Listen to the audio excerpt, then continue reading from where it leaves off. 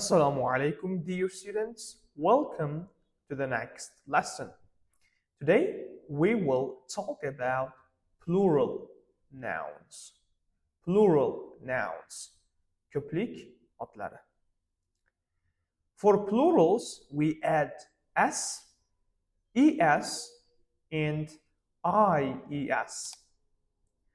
For example, ticket, tickets. Box, boxes. Country, countries. Endi sizlarda savol tug'ilishi mumkin. Nimaga ba'zilariga s, ba'zilariga es, ba'zilariga esa ies qo'shyapmiz? For most nouns we add s. Aksariyatiga s qo'shish orqali hosil qilamiz ko'pligini. Passport, passports. Key, keys. Brother, brothers. Sister, sisters. Va shu kabi. Es. For words ending with ch, s, ss, sh and x.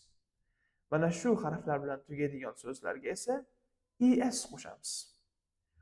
Watches, buses, glasses, dishes, boxes. Y. For words ending with y, ies. Y harfi bilan tugaydigan so'zlarga esa ies qo'shamiz.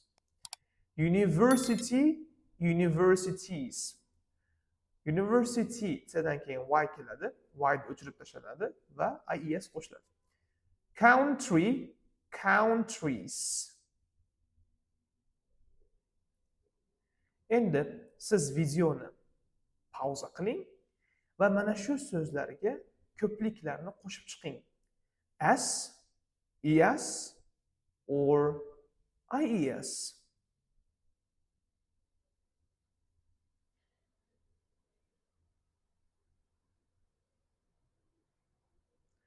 I hope you paused the video and did the exercise. Car, cars. Bench, ch, benches.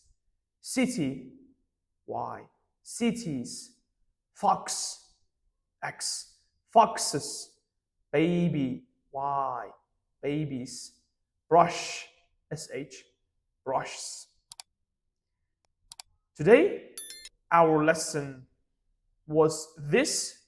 Thank you for coming and watching. See you next time.